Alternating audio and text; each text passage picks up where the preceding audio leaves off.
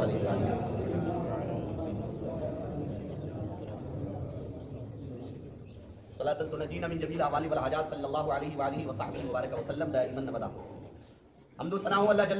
कि जिसके हमारे ऊपर लाख लाख करोड़ों एहसान है।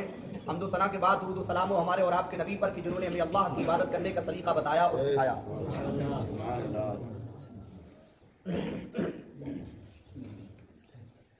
किताब जलील में अल्लाह तबारक व तआला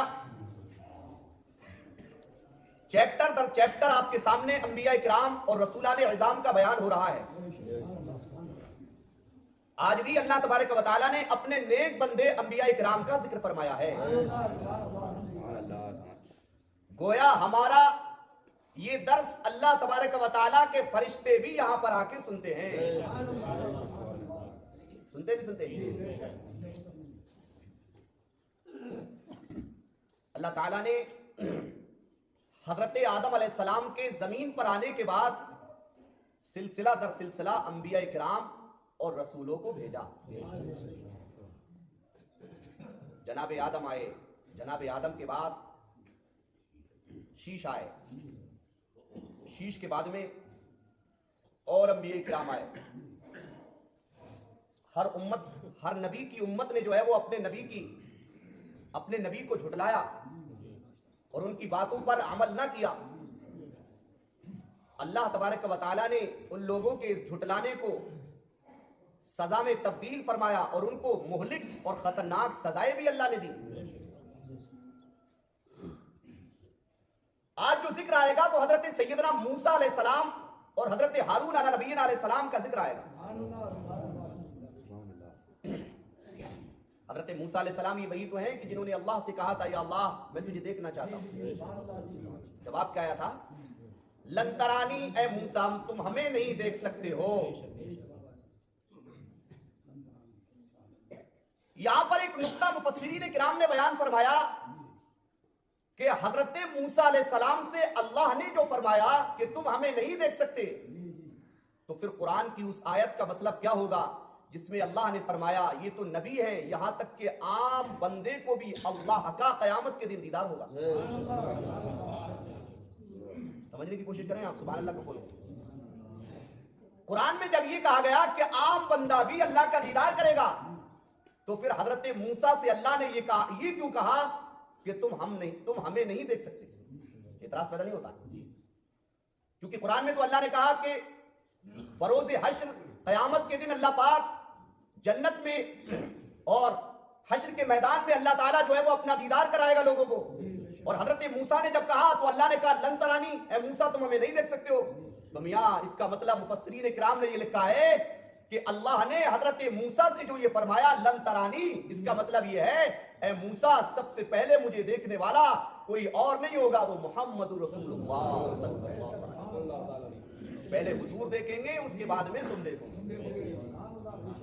हमारे नबी मिराज को गए, अल्लाह को देखा और हुजूर ने हदीस में फरमाया कि मैंने हालत रुया में, मनाम में, ख्वाब की हालत में बेशुमार अल्लाह तबारक व तआला का दीदार फरमाया। फरमाया फिर हमने उसके बाद लगातार रसूलाने इज़ाम को भेजा। किनके बाद? हजरत हूद अलैहिस्सलाम के बाद। कुल्लमा जा उम्मतन रसूलुहा, जब अल्लाह तबारक व तआला किसी उम्मत के पास उसके रसूल को भेजता, कज़्ज़बूहा तो वो लोग उस रसूल को झुठला देते, फ़अतबअना बअदहुम बअदा तो अल्लाह ने फरमाया हमने उनमें से एक को दूसरे से मिला दिया। एक को दूसरे से मिलाने का मतलब यानी जिन लोगों ने अपने नबी की इज्जत और ताजीम और तकरीम की, अल्लाह तबारक व तआला ने उनको तो जन्नत दी, और जिन लोगों ने अपने नबी या अपने रसूल की तौहीन और जो है उनकी शान में गुस्ताखी की, तो अल्लाह ने उनसे पहले जो अंबिया किराम थे उन लोगों ने अपने नबी की शान में गुस्ताखी की थी, तो अल्लाह ने उन्हें भी जो है ठिकाने लगा दिया था। तो फरमाया इन लोगों को भी अल्लाह ने उनके साथ मिला दिया। समझ में आ गया?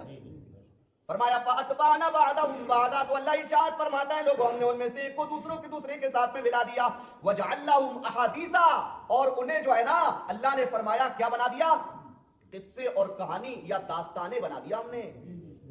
दास्तानी बन गए बोलो भाई। हजरत लूत अलैहिस्सलाम मना करते रहे कि तुम जो है ये मर्दों के साथ में मत मिलो, ये हराम है। हजरत लूत अलैहिस्सलाम, लेकिन ये जालिम लोग तो ये माने नहीं औरतों के साथ में इन्होंने शादी को हराम कर दिया था, और जो है ये लड़कों के साथ में गलत कार्य करते थे। कुरान ने हुक्म फरमाया कि अल्लाह के नबी है, ये बयान कर रहे हैं, इनकी बात मानो। लेकिन चूंकि वो ये कहते थे कि ये लूत जो है ना, ये हम जैसे एक आदमी है, लेकिन अल्लाह ने फरमाया था कि मैंने इनको रसूल बनाकर भेजा है। और अल्लाह की तरफ जब अल्लाह ने ये फरमा दिया तो गोया अल्लाह का कलाम कभी भी गलत नहीं हो सकता। तो हमें अल्लाह की बात को मानना होगा। तो क्या फरमाया, वजअल्लाहुम अहादीस, अल्लाह इरशाद फरमाता है लोगों ने उनकी बातों को दास्ताने बना दिया। फबुअदन लिकौमिन ला युमिनून, तो अल्लाह इरशाद फरमाता है ईमान ना लाने वाले लोगों से दूरी इख्तियार करो। इसके कई मानी हो सकते हैं। एक माना यह है, अगर कोई गुमराह है, बददीन है, तो हम लोगों का फरीजा यह है कि हम उसके सामने दीन की बातें रखें, ना कि उसे एकदम भगाएं, है नहीं। अगर आपका कोई भाई है और वो गलत कार्य कर रहा है तो आप पहले आप उसको समझाएं कि ये काम गलत है, एकदम उसके ऊपर कोई किसी चीज का फतवा ना लगा दें। मैंने आपको बताया था इस्लाम ये कहता है कि अगर किसी के बारे में, ईमान के बारे में देखा जाए तो उसके 99 पहलू कुफ्र के हो और एक पहलू ईमान का हो, तो उलमा कहते हैं कि एक पहलू को देखा जाएगा और 99 को छोड़ दिया जाएगा। आ गया फतवा मतलब आना एकदम। दूसरा मतलब यह है कि अगर कोई गलत काम कर रहा है, फर्ज कीजिए नमाज पढ़ने के लिए आया और उसको नमाज सही एतबार से नहीं आती थी, मुल्ला जी खड़े हुए कहने लगे हम गलत नमाज पढ़ता है, तो बताइए आपने उसे समझाया या उसे बिगाड़ा? बोलो।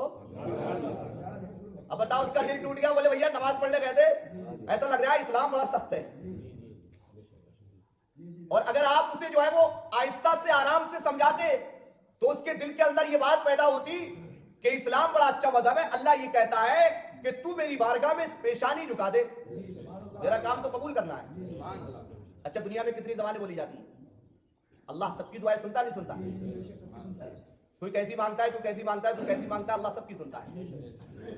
मैंने अपनी आंखों से देखा, खुद अपनी आंखों की देखी की बात बता रहा हूँ। एक साहब थे भी, उनकी टोपी लगू हुई नहीं थी, तो बेचारे जो है वो एक मुल्ला जी खड़े हो गए, उससे कहने लगे तेरी नमाज ही नहीं हुई। अब वो चक्कर में पड़ गया, भैया टोपी नहीं होगी तो नमाज नहीं होगी। हालांकि इस्लाम ये कहता है कि नमाज की हालत में अगर टोपी गिर जाए तो अगर आपको मशक्कत ज्यादा ना हो, एक बार में उठा सकते हैं, तो फरमाया एक बार में उठाइए, ज्यादा जो है उसके लिए कोशिश ना करें। अब पास वाला लगा देता है उठा के, ये हराम है, सब गलत कहा है उलमा ने। अगर टोपी किसी की गिर गई नमाज की हालत में तो दूसरा भी ना लगाए, और अगर चाहे वो एक बार में लगा सकता है, अगर नहीं आ रही तो कोई अर्ज नहीं क्या। दूसरी बात यह है, फरमाया गया कि आप पहले सिखाएं, उसके बाद में जो है वो उससे सवाल जवाब करें। बहुत सी गलतियां होती हैं हर आदमी के अंदर, आदमी तो जो है गलतियों का बना हुआ है। और नमाज जो है वो सीखो, आप थोड़ी थोड़ी नमाज पढ़ने की आदत डालो।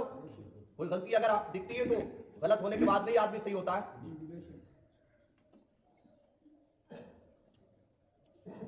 तो फरमाया फबुअदन लिकौमिन ला युमिनून, तो ईमान न लाने वाले लोगों से दूर रहो, जिनके बारे में तुम्हें यकीन हो गया कि आप भैया इसके दिल पे मोहर लग गई है, ये बात सुनेगा नहीं, तो आप उससे जो है वो रास्ता अपना काट लो, दूर हो जाओ।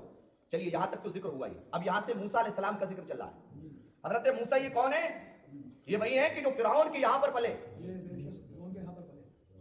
कहा गया कि फिरौन ने मुअब्बिरीन से, ताबीर जानने वालों से पूछा, मैंने ख्वाब देखा है। मुअब्बिरीन ने बताया कि तेरे दौर में एक ऐसा बच्चा पैदा होगा जो तेरी सल्तनत को खत्म करेगा। ये तो कहा था फिरौन ने। तो फिरौन ने 70,000 बच्चों को कटवाया। अल्लाहु अकबर, 70,000 बच्चों को, 90,000 हमल गिरवाए फिरौन ने। अल्लाह की कुदरत देखो। लोग परेशान हो गए, बोले कि ऐसे तो जो है वो पूरा लोग ही खत्म हो जाएंगे अगर फिरौन सबको कटवाता जाएगा। तो फैसला ये हुआ कि एक साल जो है वो काटा जाएगा, एक साल छोड़ा जाएगा बच्चों को। तो जिस साल बच्चों को काटा जाता था, उस साल अल्लाह ने हजरत मूसा अलैहिस्सलाम को दुनिया में भेजा। उम्मे मूसा, हजरत मूसा की माँ परेशान हो गई कि जालिम ने अगर मेरे यहाँ पर भिजवा दिया तो मूसा को जो है वो कत्ल कर दिया जाएगा। माज़अल्लाह, अस्तगफिरुल्लाह, अस्तगफिरुल्लाह, अस्तगफिरुल्लाह। हजरत मूसा अलैहिस्सलाम की माँ ने कहा कि मैं अपने बच्चे को किस तरह से बचाऊं। तो मशवरा ये हुआ कि एक बक्सा संदूक जो है वो लाया जाए। हजरत मूसा अलैहिस्सलाम को जो है वो संदूक के अंदर रखा, और एक जो है वो दरिया गुजरती थी फिरौन, जिससे शाम के टाइम में उसकी हवाएं, ठंडी ठंडी हवाएं लेके अपने दिल को सुकून पहुंचाता।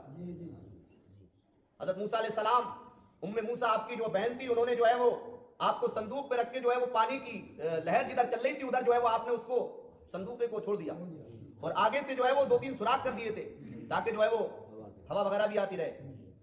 हजरत मूसा अलैहिस्सलाम बहते चले गए।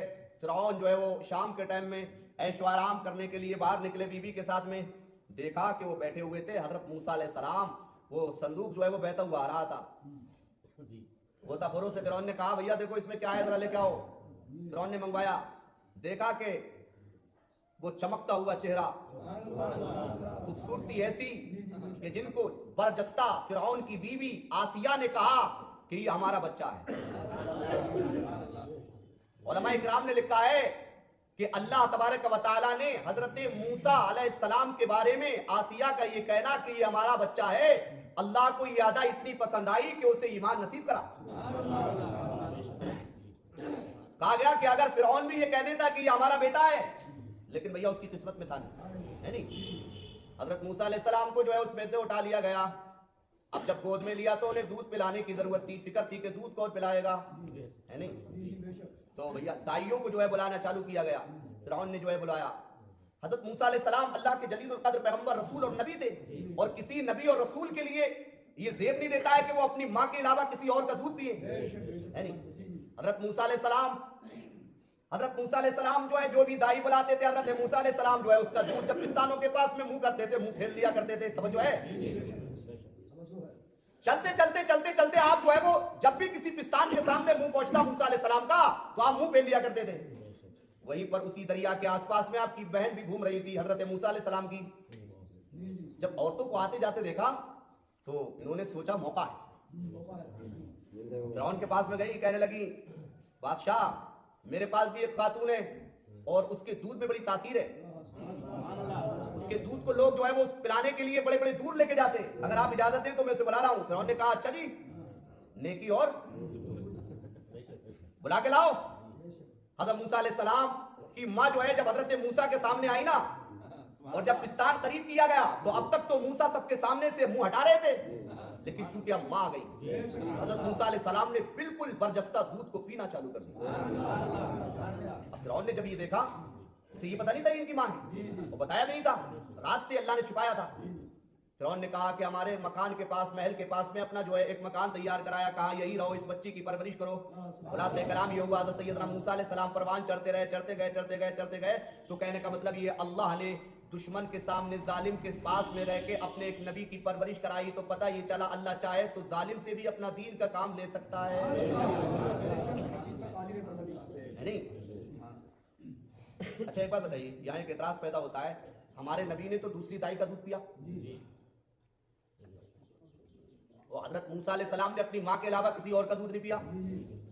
वो तो जो है नबियों के सरदार हैं हमारे नबी। तो इसका जवाब ये दिया है उलमाए किराम ने कि ये उनका मर्तबा था और ये इनकी बात है।